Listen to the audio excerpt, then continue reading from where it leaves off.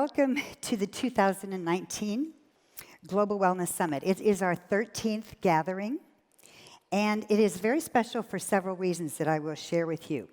It has been years since we've been in Asia for a summit, and so being here in Singapore, which is so dynamic and colorful and exciting, multicultural, is really special. It's always a joy for me to think about, because we planned this for a whole year, to think about this very moment when I get to say welcome. And I especially get to let you know that we have a little over half of you who are new for the first time. And the DNA of our summit, and one of the reasons I think it is very special, is that we really want to encourage relationships. So therefore, we make it important that you know who is new, and those are the people with the red lanyards versus the people with the white lanyards. So I'm going to ask those with the red lanyards, the new people, to please stand so we can then welcome you and make an effort to say hi after.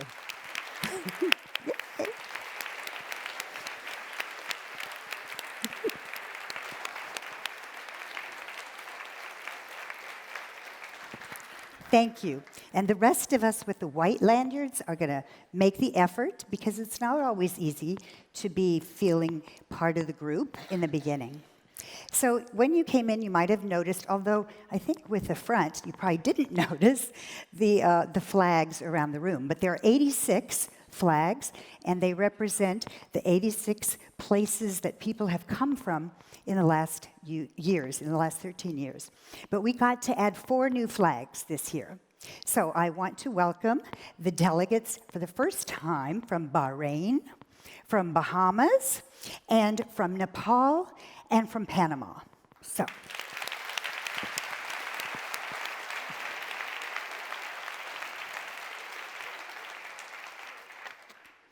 Because at least half of you are new for the first time, I'm going to give you an abbreviated history of our organization and actually of the entire wellness economy, so you can understand the evolution of the organization and its impact. And I apologize that I'm going to read a lot of this, because I really have been thinking about it a long time, and I want to make sure I don't leave anything out, because I'm going to be talking a little bit about the past 13 years, but more importantly about what I see for the future. So the idea for a global event actually was birthed here in Singapore. It was 15 years ago that there was an event on Sentosa Island that a group of us attended, and it was a spa conference. And after the event, we were sitting around in the after bar area, and we were talking about that, there are events in Europe, there's an event in the US, but there was no global event. And we thought, maybe it's time to create one. And my husband and I had attended the World Economic Forum for a few years earlier. He was an internet pioneer. And we loved that format. And so we put forth, why don't we do something global that is modeled after that very successful format? It isn't a trade show. It is rather coming together at a high level with a sophisticated agenda, and it's more of a think tank. And everyone around the table agreed, and that's when we decided we would start what has now become known as the Global Wellness Summit. And we've been true to our tagline, which is joining together, shaping the future. And that still resonates with us today. So when I think back on our history, the memories flood in. There are many of them. Our first summit took place in New York. Our first speaker was Steve Case.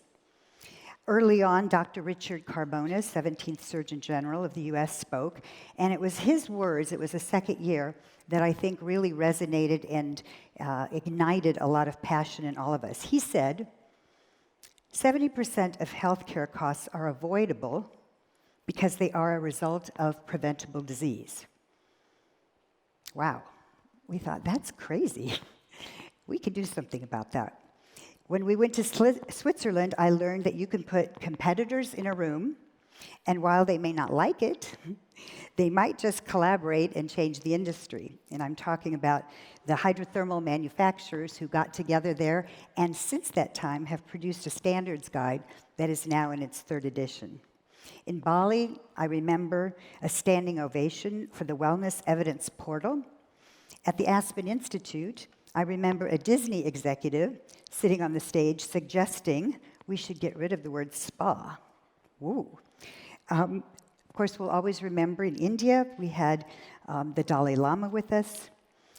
We danced in Morocco under the Arabian Nights on carpets in the desert. And in Mexico City, we marveled at the folkloric ballet. Our 10th anniversary was in Austria, and our moonshot launch was at the Breakers in Florida. Last year, we were at Techno Gym in Italy, and we had Dr. Ranieri Guerra from the World Health Organization. He addressed our group, and he addressed us as an important force in improving health worldwide. And that was a seminal moment, not just for the GWS, but for the wellness industry. Now, out of our summits, some very valuable reports have come, and we always produce a yearly trends forecast. So that will come out later this year based on this summit. And then we have an entire year of valued information we share twice a month with the readers of the Trendium. Now, in 2007, if you had asked anyone, really, what the global spa or wellness economy was worth, you would have had blank faces, because there were no numbers at that time. There really wasn't even an industry. There wasn't even a clear definition of what a spa was, and the word wellness, and this is just a little over 10 years ago, was hardly used. Which brings me to what I consider the most important accomplishment I feel we have all achieved together, and that is our research. The research has helped define what we now call the global wellness economy, and year after year, it has shown us the best way forward. It has, in fact, created a global movement that we are all part of today.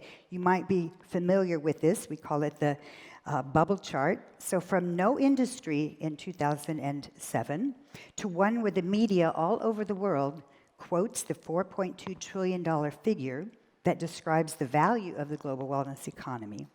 And the 10 sectors of this economy have been defined and quantified.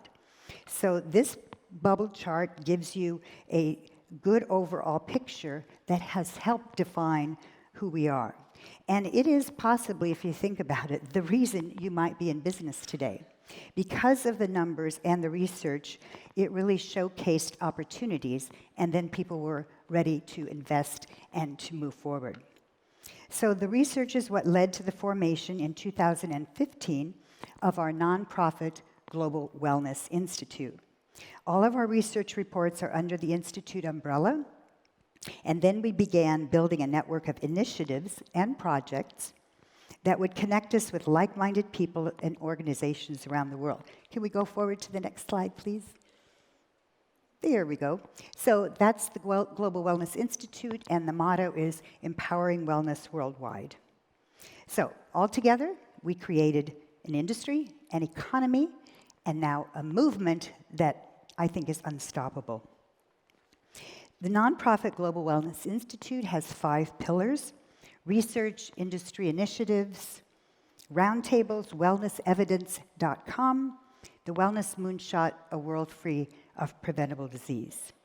And I think it's important to acknowledge that the research we helped fund for the past dozen years, and it's thanks to a lot of sponsors, is something that we have been able to share with everyone. I think that's been a real key, so that it isn't just the top companies who might be able to afford it, but it could be a massage therapist, it could be an entrepreneur, all over the world.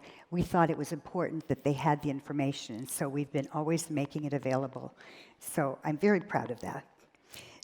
The research included, and you can see some of it here, defining the spa economy, bringing together the siloed thermal mineral springs businesses, studying the history and potential value of the term wellness, introducing wellness tourism distinct from medical tourism, clarifying that the future of wellness at work would be about culture, not programs, and establishing wellness real estate as a category by identifying 700 properties around the world that are involved in this segment already.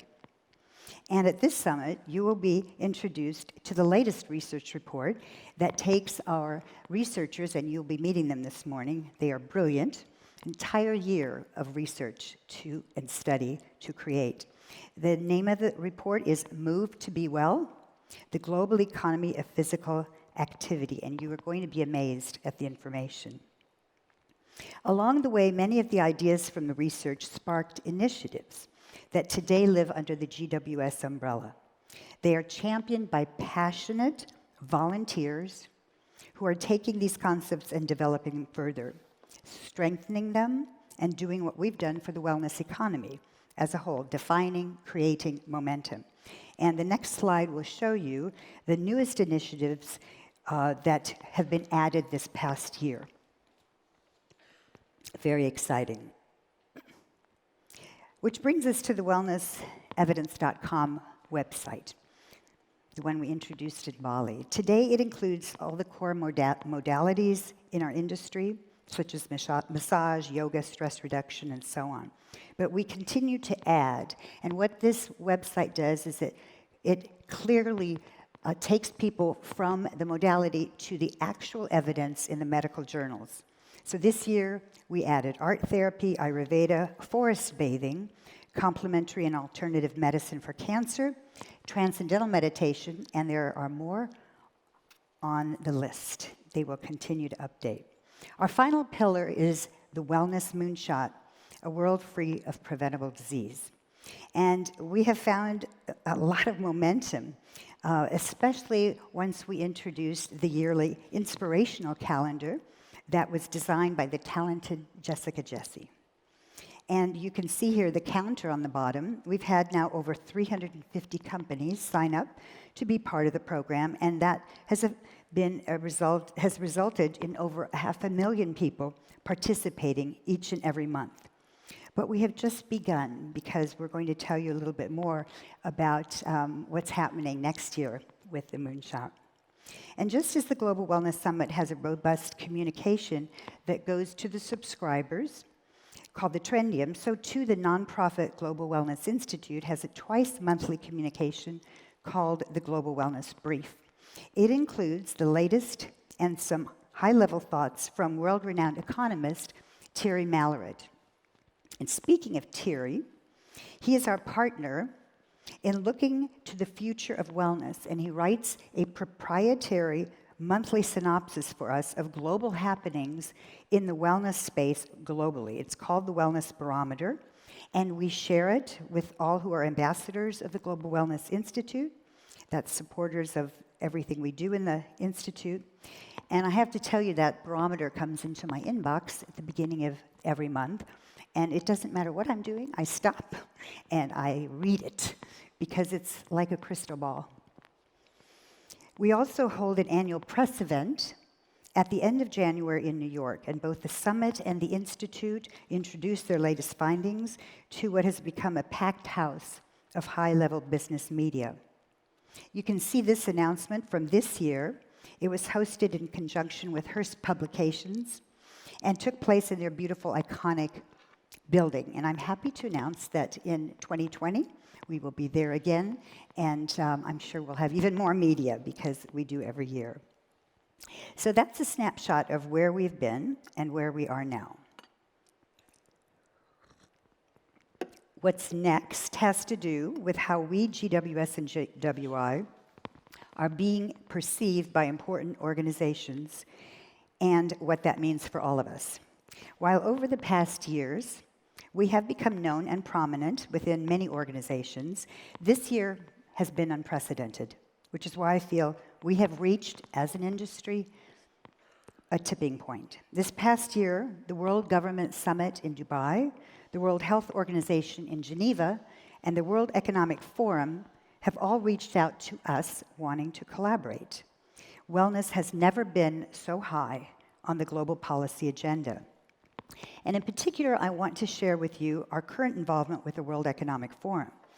They introduced a platform quite recently called Shaping the Future of Consumption, and they introduced a new initiative just this summer under that platform called Accelerating Consumer Health and Well-Being. Their first meeting took place in Amsterdam in July, and there were follow-up meetings in New York just a few weeks ago, actually. Now, here are some of the companies who were invited to be part of this. And you can see those logos are pretty well known.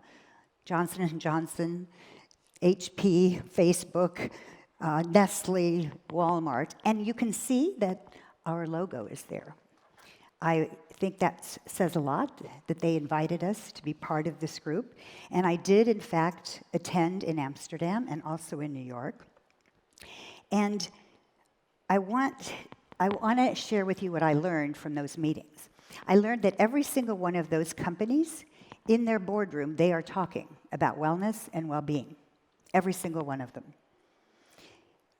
And I say this with humility and respect, and I have a feeling that Erica Alessandri from Technogym, who was also at the New York meetings, I'm not sure where she is, but she's out there somewhere, would agree with me.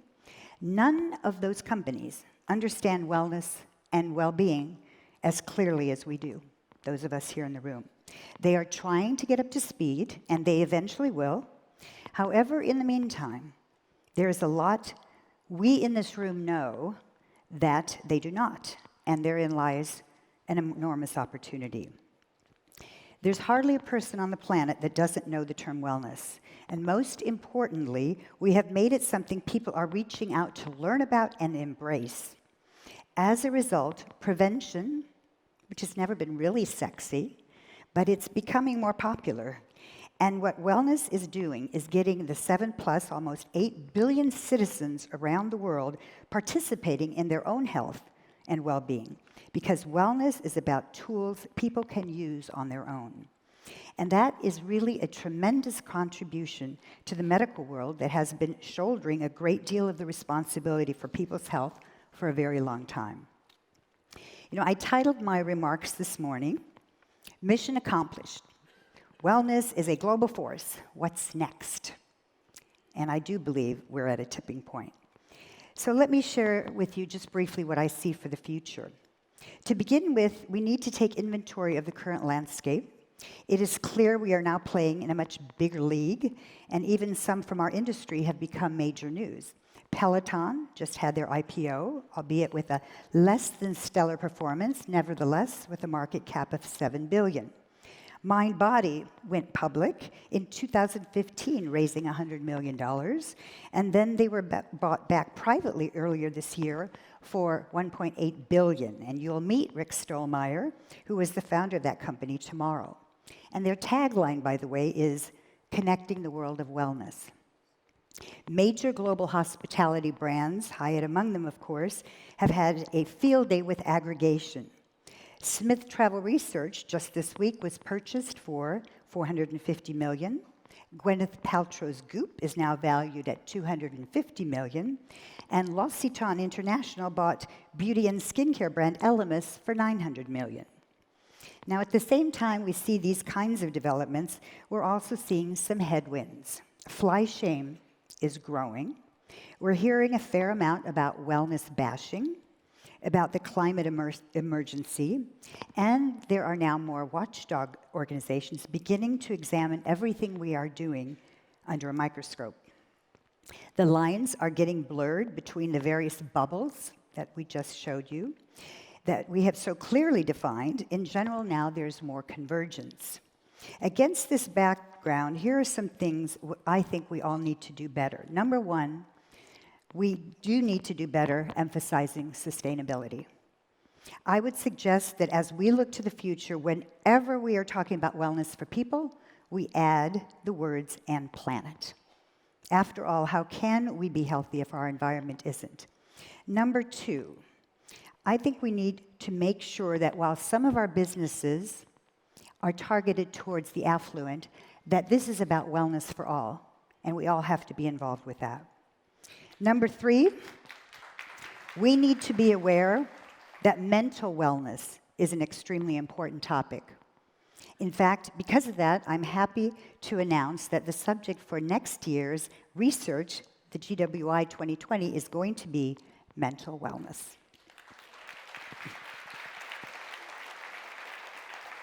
And we need to prepare for the next decade, and here are some things I suggest we start paying attention to. 1, a personal commitment. Ask yourself, are you healthier today than you were last year? Hopefully the answer is yes, because that's part of why we're all in this world of wellness. But if you had to answer no, then hopefully next year you can answer yes.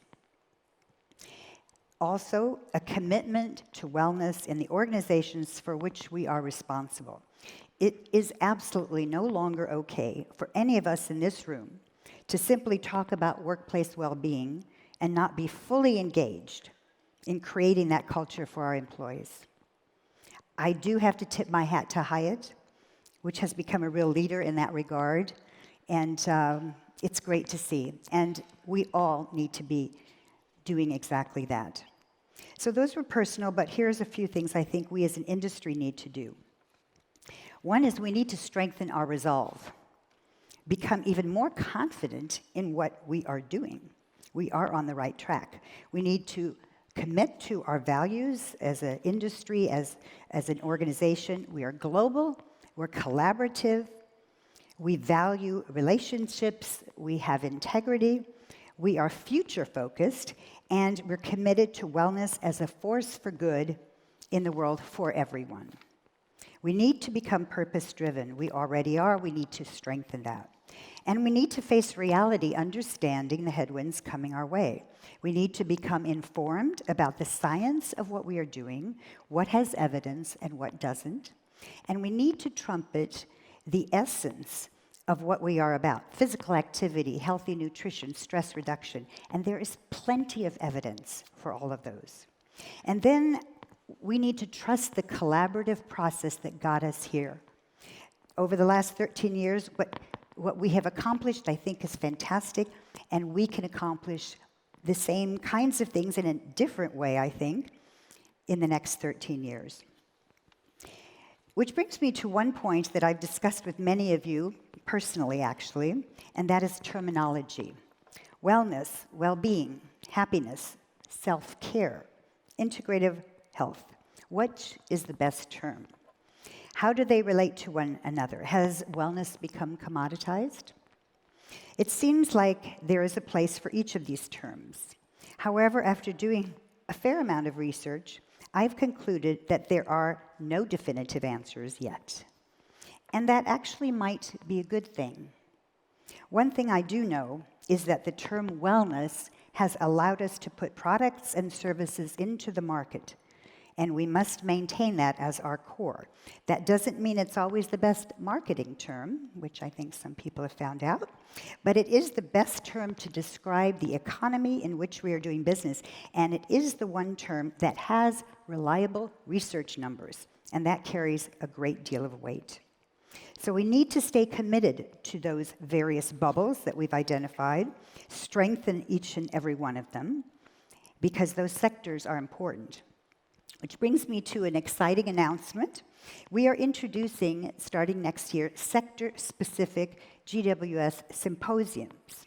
These will be one-day events where we focus on a specific segment, one of those bubbles. And the first one is the GWS Symposium Wellness and Real Estate. And it's going to take place in New York in May 2020, and we will obviously let you know more about that. Exciting.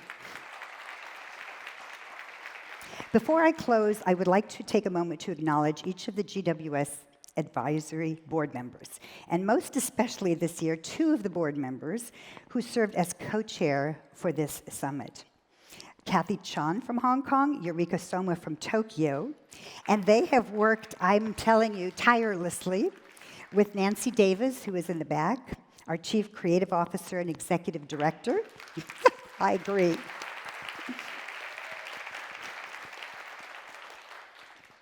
to put together a summit agenda that I think is second to none. It's an amazing lineup of presenters and events that await you, and each day, every moment, to the very end, is filled with important insights right up until the end. Do not leave early.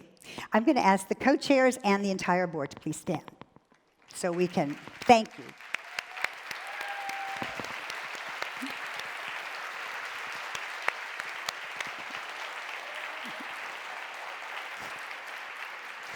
And by the way, we have a few board members that were in Singapore when we sat around and decided, should we do a global event? So, fantastic. So I'm going to end with a short story that the late Alex Zake used to tell. Alex Zake was a part of the family that founded the Golden Door in Rancho La Puerta. He passed away in his early 40s of melanoma cancer, and I had a chance to work with him for a few years. So here's the story that he told, and maybe you've heard this story. There was a popular cliff overlooking a beach, and people would come there often to watch and enjoy the sunset. But the problem is that there were a lot of accidents. People would get very close to the edge, and they'd start peering over, and many ended up falling. So when that happened, ambulances would come, pick up the injured, and take them to hospitals. Over time, more people fell, more and more ambulances were needed, and more hospitals were built. And what seemed to elude most people is that there was another solution, other than just sending ambulances and building hospitals. And that was simply to build a fence at the top of the cliff, a fence that would prevent people from falling in the first place. And I believe our wellness world is that fence.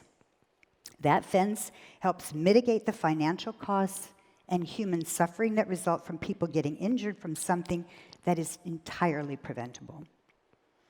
Now, if these past dozen years were about our industry getting organized and collaborating to become a global force, which we are now, my prediction is that the next dozen years needs to be about truly moving the needle on things like obesity, diabetes, and mental health.